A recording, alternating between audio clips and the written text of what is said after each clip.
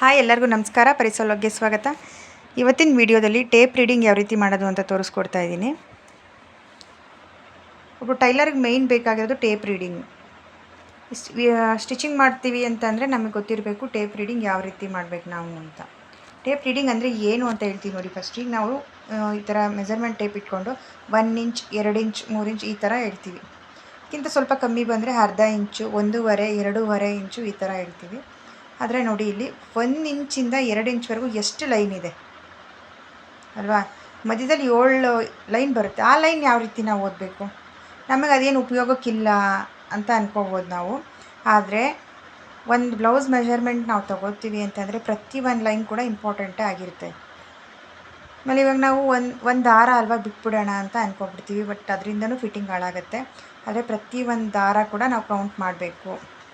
ನೋಡಿ ಇವಾಗ ನಿಮಗೆ ಮೊದಲು ತೋರಿಸ್ತೀನಿ ನೋಡಿ. 0 ಇಂದ 1ವರೆಗೂ ಇಷ್ಟರಲ್ಲಿ ಇಷ್ಟು ಗೆರೆಗಳು ಬರುತ್ತೆ ಅಲ್ವಾ. ಇವಾಗ ಅದನ್ನು ಯಾವ ರೀತಿ ಹೇಳೋದು ಅಂತ ನೋಡೋಣ. ಇದನ್ನು ಈ ಟೇಪ್ನ ಬಂದು 1 ಇಂಚಿಗೆ 8ಇಂದ ಡಿವೈಡ್ ಮಾಡಿರ್ತಾರೆ ಅವರು. ಅದು ಮಾಡಿರೋದೇ ಆ ಥರ. ಈ ಕ್ಯಾಲ್ಕುಲೇಟರೆಲ್ಲ 10ಇಂದ ಡಿವೈಡ್ ಮಾಡಿರ್ತಾರೆ. ನಾವೀಗ ಕ್ಯಾಲ್ಕುಲೇಟರ್ ಹೊಡೆದಾಗ ಇದಕ್ಕೆ ನಮಗೆ ಬೇಕಾಗಿರೋ ಆನ್ಸರ್ ಕರೆಕ್ಟಾಗಿ ತೋರಿಸಲ್ಲ. ಸೊ ನಂಗೆ ಟೇಪಲ್ಲೇ ನೋಡ್ಕೋಬೇಕು ನಾವು. ಟೇಪ್ನ ಮಡಚಿ ನೋಡ್ಕೋತೀವಲ್ಲ ಆ ಥರ ನೋಡ್ಕೊಂಡಾಗಲೇ ನಮಗೆ ಗೊತ್ತಾಗುತ್ತೆ. ನೋಡಿ ಇದು ಫಸ್ಟ್ ಲೈನ್ ಬಂದು 1/8 ಅಂತ ಓದಬೇಕು. ಮೊದಲನೇ ಲೈನಿಗೆ ಬಂದರೆ, ಎರಡನೇ ಲೈನಿಗೆ ಬಂದರೆ 1/4 ಆ ಥರ ಹೇಳಬೇಕು. ಮೂರನೇ ಲೈನು 3/8.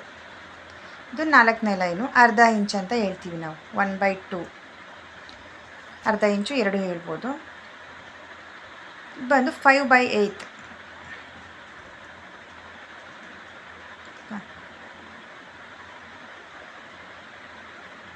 ಇದು ಕೇಳಕ್ಕೆ ನಿಮಗೆ ಸ್ವಲ್ಪ ಏನೋ ಕಷ್ಟ ಆ ಥರ ಅನ್ನಿಸ್ತಿರ್ಬೋದು. ಸ್ವಲ್ಪ ತಲೆಗೆ ಹೋಗ್ಬಿಟ್ರೆ ತುಂಬ ಈಸಿ. ಇದು ನೋಡಿ 3/4 7/8 1 ಇಂಚು. ಈಗ ನಮಗೆ 0 ಇಂದ 1 ಇಂಚ್ವರೆಗೂ ಇಷ್ಟು ಲೈನ್ಗಳು ಬರುತ್ತೆ.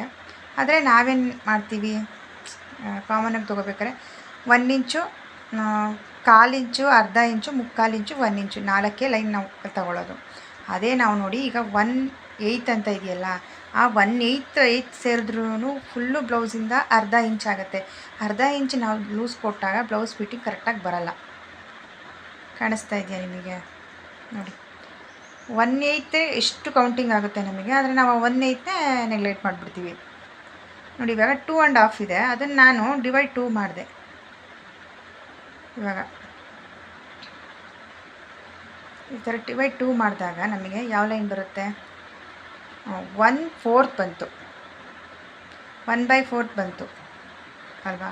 ಈಗ ನಾವು 1/4 ಅಂತ ಆರಾಮಾಗಿ ತೊಗೋತೀವಿ. ಅದ್ರ ಪಕ್ಕ ಬಂದಾಗ 1/4 ಅಂತಲೇ ತೊಗೋತೀವಿ ನಾವು. ಆ ಮಧ್ಯದ ಲೈನೇ ನಾವು ಕೌಂಟಿಂಗ್ ಮಾಡಲ್ಲ. ಅದೇ ನಾವು ಮಾಡೋ ಫಸ್ಟ್ ತಪ್ಪು. ನೋಡಿ ಪ್ರತಿ ಒಂದು ಲೈನ್ ಕೂಡ ಕೌಂಟಿಂಗ್ ಮಾಡ್ಕೊಳ್ಳಿ. ಆವಾಗಲೇ ಬ್ಲೌಸ್ ಫಿಟ್ಟಿಂಗ್ ಕರೆಕ್ಟಾಗಿ ಬರೋದು. ಯಾರಿಗೆಲ್ಲ ಟೈಲರಿಂಗಲ್ಲಿ ಇಂಟ್ರೆಸ್ಟ್ ಇದೆ, ಬ್ಲೌಸು ಕಟ್ಟಿಂಗಲ್ಲಿ ಇಂಟ್ರೆಸ್ಟ್ ಇದೆ ಕಮೆಂಟ್ ಮಾಡಿ. ಪ್ರತಿಯೊಂದು ವಿಡಿಯೋದಲ್ಲೂ ಹೇಳ್ಕೊಡೋಕ್ಕೆ ಪ್ರಯತ್ನ ಮಾಡ್ತೀನಿ. Thank you.